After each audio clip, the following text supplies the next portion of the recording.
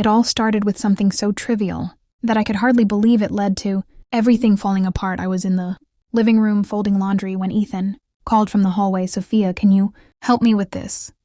I turned to see him, standing by the stairs, struggling with his belt. His khaki shorts hung loosely around his hips and the leather strap of his belt was tangled awkwardly. "Can you fix this? It's stuck or something," he asked, walking over to mirror. I said. Setting the towels aside, I moved closer, trying to untangle the strap from the buckle still stuck. I asked, concentrating, "Make sure to subscribe to my channel so I can continue bringing you more fascinating true stories like this one. And don't forget to watch this video till the end and like the video because this story is going to be incredibly interesting. Please hit the like button to show your support." "Yeah, sorry," he replied, holding his breath as I worked. When I finally managed to pull the buckle free, his shorts fell down to his ankles. Time seemed to freeze. I instinctively glanced down, seeing more than I wanted to before quickly looking away. Ethan stood, frozen, his hands awkwardly hovering, his face bright red. Sorry," he muttered hastily, pulling his shorts back up. I stepped back, embarrassed. "It's fine, it happens, yeah. Thanks for the help," he stammered. He quickly rushed upstairs, leaving me alone. My heart pounding. It had been an accident, a brief awkward moment, but something shifted between us after that. The air felt charged, and I couldn't shake the feeling that things had changed. Neither of us ever spoke of it. But from that day on, our relationship was never the same. My marriage to Michael wasn't what you'd call a fairy tale. It wasn't bad either, just a quiet, comfortable routine that had slowly lost its warmth. We'd married when I was 44, and he was 50, both of us having come out of failed first marriages. Michael was a creature of habit, with regular golf games, fishing trips, and work dinners that kept him busy. I had learned to live with the silence between us, filling my days with gardening, charity work, and keeping the house tidy. Then Ethan moved, and Michael's son from his first marriage had always been polite but distant. I'd only seen him occasionally during the early years of my marriage, during obligatory holiday visits when he was still in college. He'd always been shy, awkward in that typical way young men are with new stepmothers. But now, 6 years later, the man who showed up at our doorstep wasn't the same reserved teenager. I remembered Ethan had just graduated and was struggling to find his way in the world. His fine arts degree, which Michael didn't think much of, hadn't led to success, and Michael offered him a place to stay while he figured things out. I didn't have much of a say, but I didn't mind. The house was big enough, and I welcomed some company.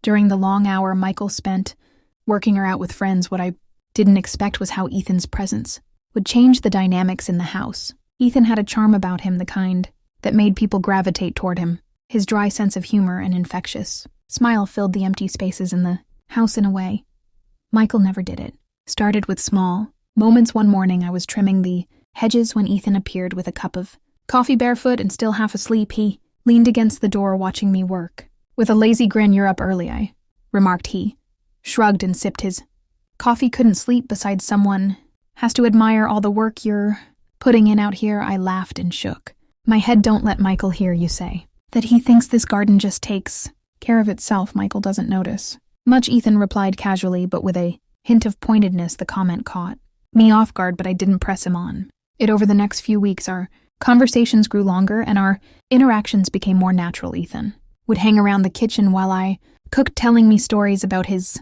college days or asking advice about job applications. One afternoon I found him sprawled on the couch in the living room, sketching in his notebook. "Mind if I take a look?" I asked, nodding to the pad. He hesitated before handing it over. The pages were filled with intricate pencil sketches, portraits, landscapes, and abstract designs that seemed to come alive.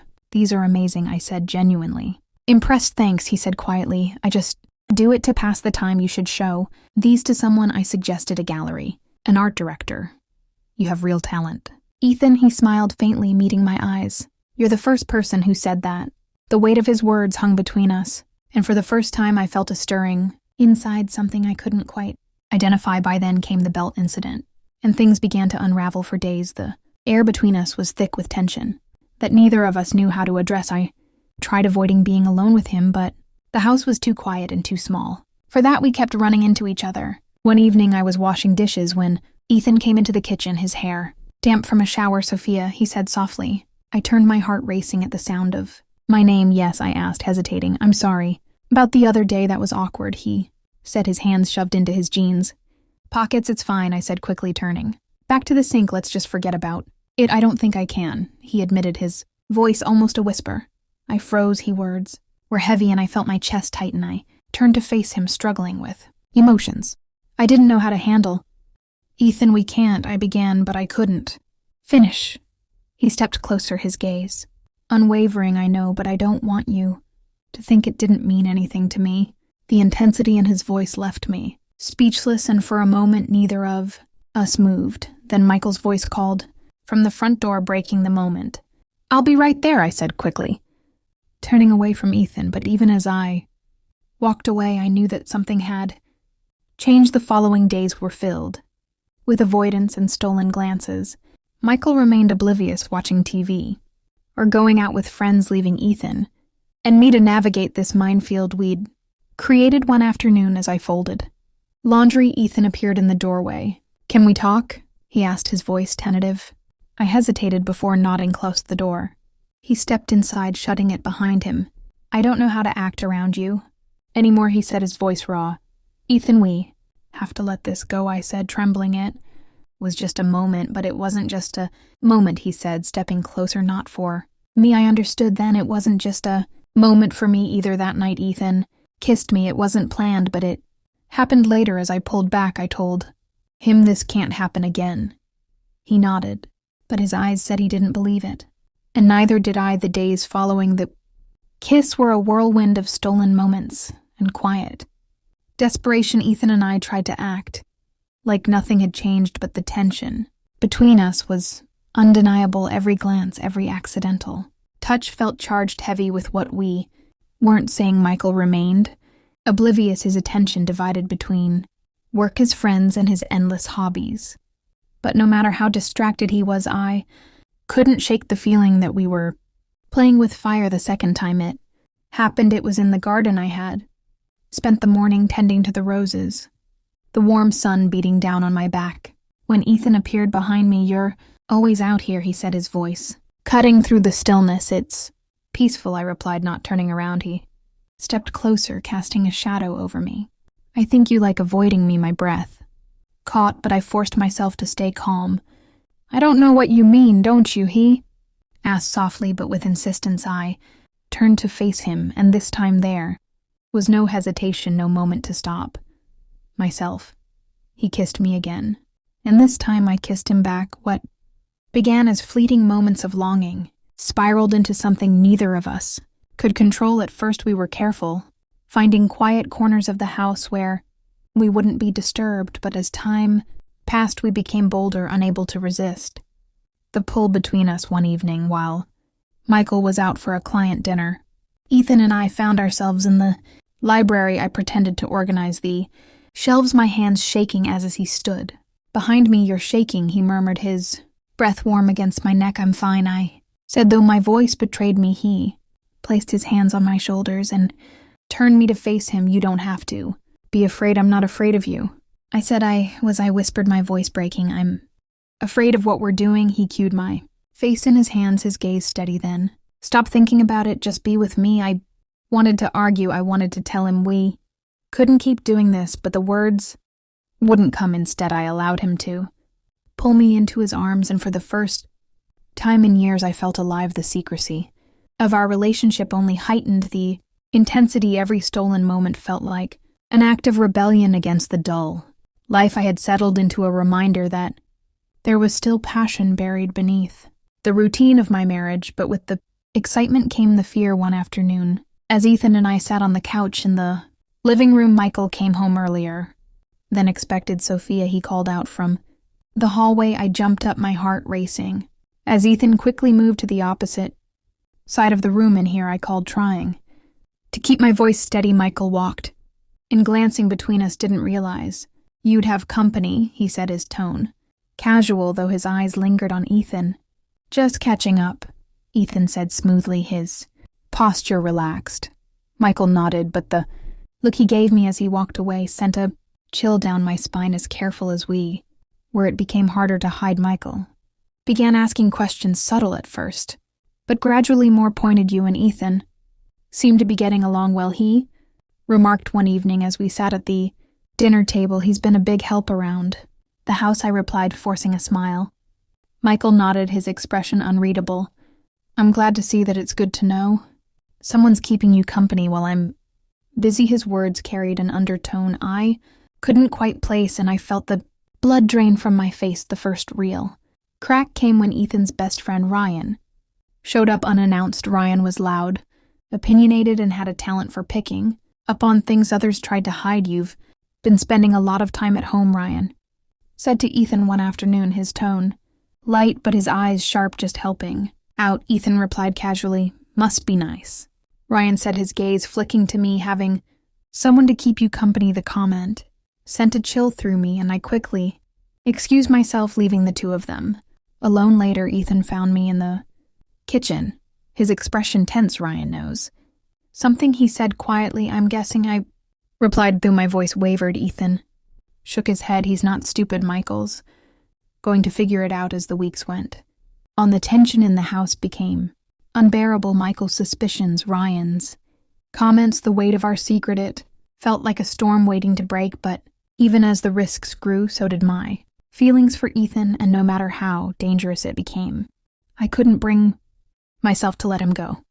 Keeping a secret is like holding your breath underwater. You can only do it for so long before the pressure starts to crush you. Ethan and I were good at hiding, but the cracks in our facade were becoming more and more evident. Michael wasn't blind, and neither was Ryan. Then there was Claire, Michael's colleague, who managed to turn her casual visits into something more intrusive.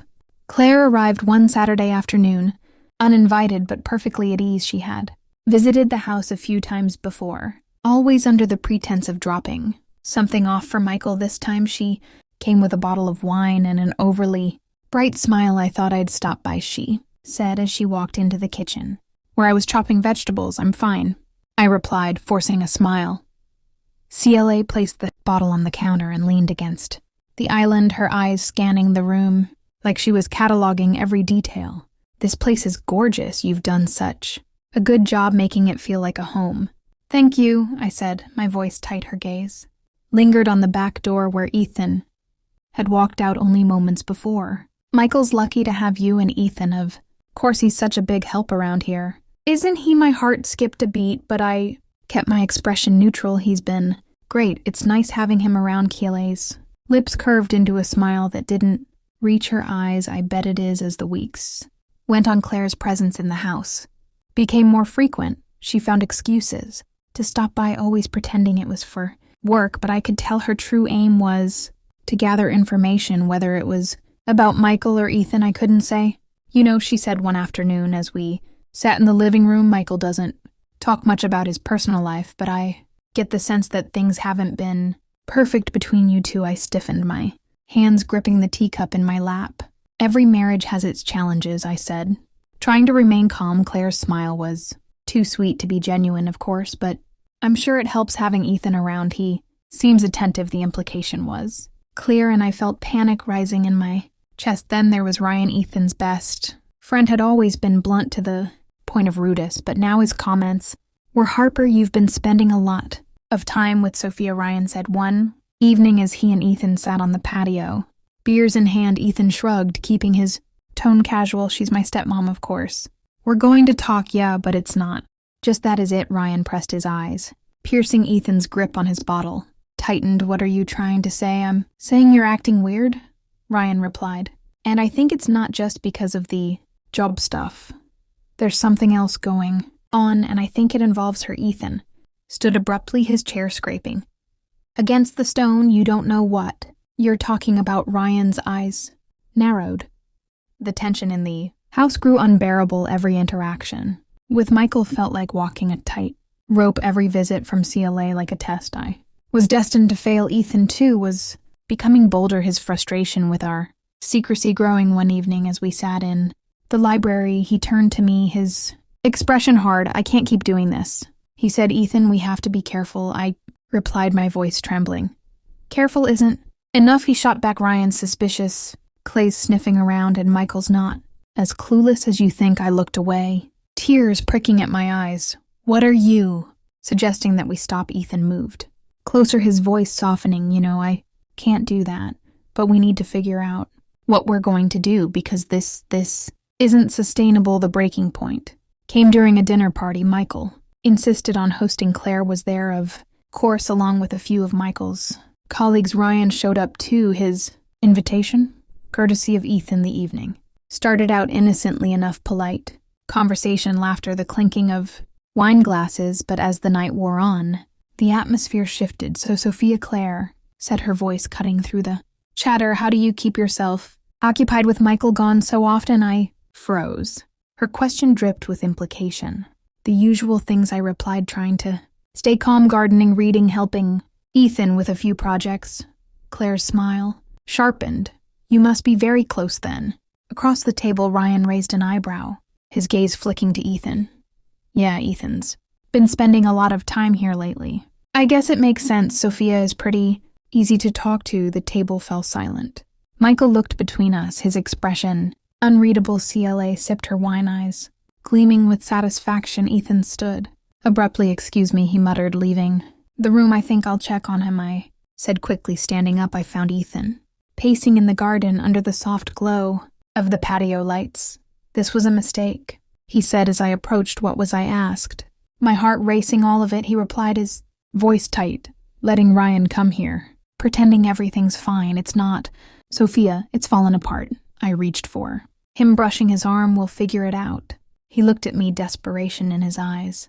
"How?" "Because I'm running out of ways to hold this together." Before I could respond, we froze at the sound of footsteps on the gravel Michael stood at the garden's edge, his figure silhouetted in the soft light. "What's going on out here?" he asked, his voice low and dangerous. The final confrontation was about to begin, and everything we had hidden for so long was about to be exposed. Michael stood at the edge of the garden, his posture tense, his expression cold as he watched us. The silence stretched for what felt like an eternity. Ethan and I stood frozen, unsure of how to proceed. The weight of his gaze was suffocating. "What's going on out here?"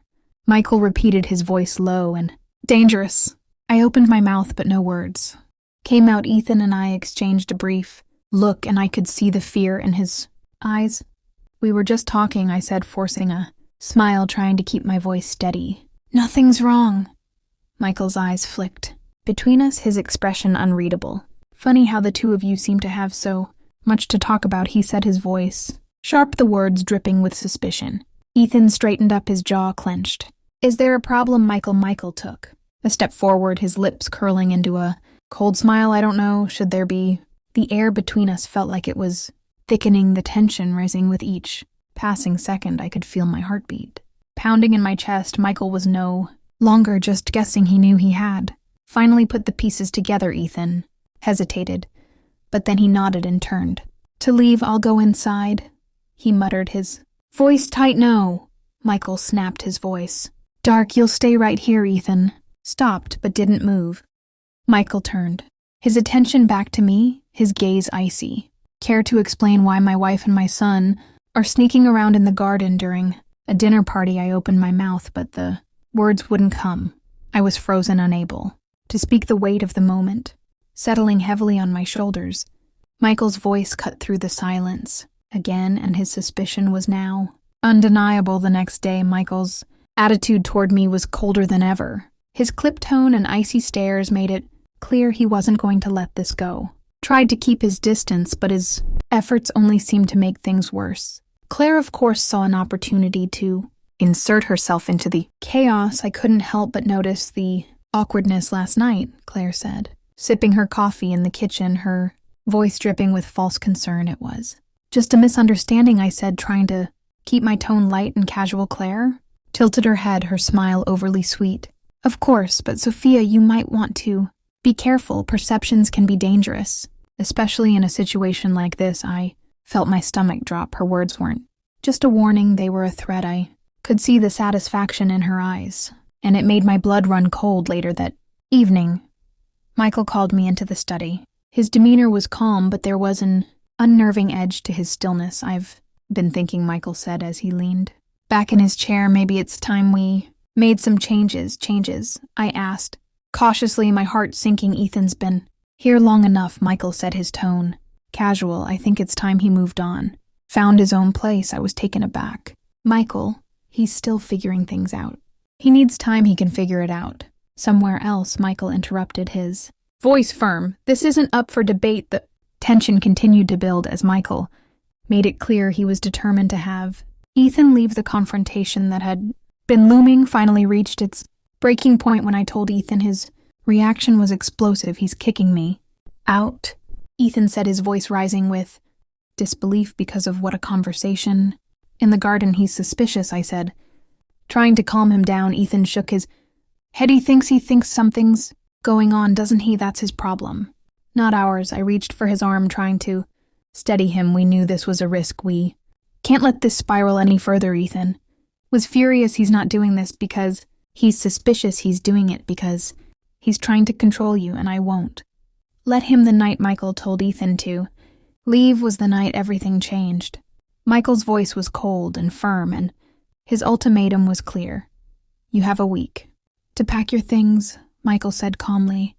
Over dinner, Ethan slammed his fork onto his plate, standing up abruptly. You don't get to decide when I leave, he snapped. This is my house, Michael replied, his voice icy, and I won't tolerate this any longer. Ethan's anger flared. Tolerate what, me being here, or me getting closer to Sophia than you ever could? The room fell into silence. My blood ran cold as Michael's face darkened, and I felt the weight of his glare. He stood slowly, his voice now low and dangerous. Get out of this house before I make you regret it. That night I found Ethan in his room, packing his suitcase. His anger had not subsided, and neither had mine. You can't let him win, Ethan said, his voice tight with frustration. This isn't about winning, I said softly. This is about surviving. Ethan's eyes burned with intensity. You don't have to stay here. You don't have to stay with him. I don't have a choice, I whispered, tears welling up in my eyes. There's always a choice, Ethan said, stepping closer to me. Come with me. The words hung in the air, and for a moment I considered it the possibility of leaving everything behind, of starting fresh somewhere far away, but the reality of what that would mean quickly crashed down on me. I shook my head. I can't, I said, my voice cracking. Ethan's eyes softened, but he nodded then. I'll go, he said quietly, but this isn't over. The next morning, Ethan was gone. Michael didn't speak to me, and I spent the day wandering the empty house, haunted by the silence. But the real shock came later that evening when I found a note slipped under my bedroom door. You think you've won, Michael, but you don't know the truth. Truth I'll make sure you do, Claire. My hands shook as I read the note. Claire knew she'd seen something, overheard something, and now she was using it to her advantage. The note felt like a ticking time bomb in my hands, and I stood frozen, the words blurring as I read them over and over.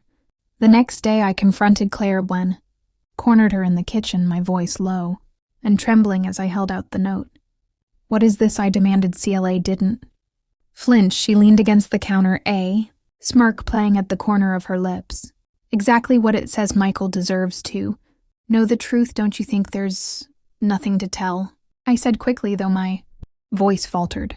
Claire raised an eyebrow, her gaze laced with mock sympathy. Sophia, you don't really believe that, do you? I've seen the way you and Ethan look at each other. I'm not blind. My heart clenched, and I stepped closer, my voice dropping. If you think you can manipulate me with this, you're wrong. I won't let you destroy my family. Claire laughed, softly shaking her head. Destroy your family, Sophia? You've already done that.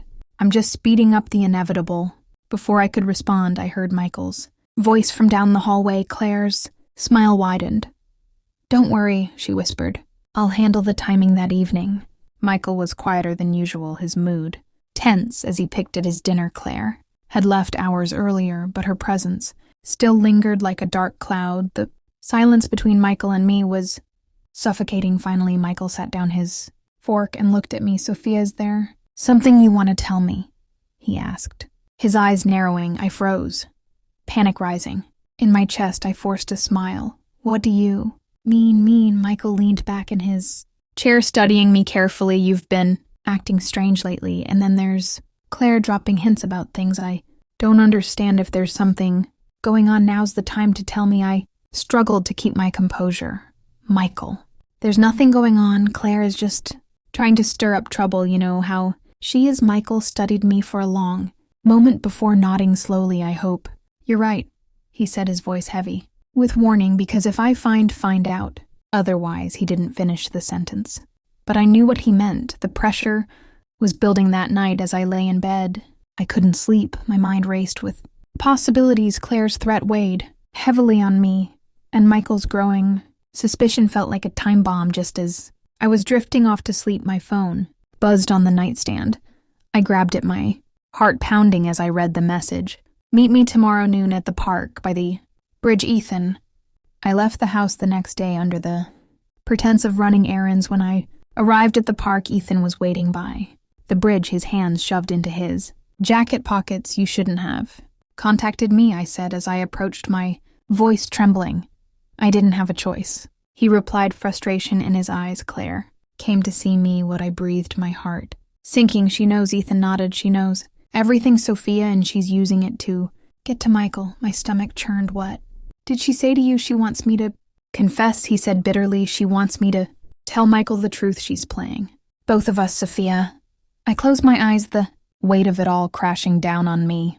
We're running out of time, I whispered. Ethan took my hand, his touch grounding me. Then we have to act before she does.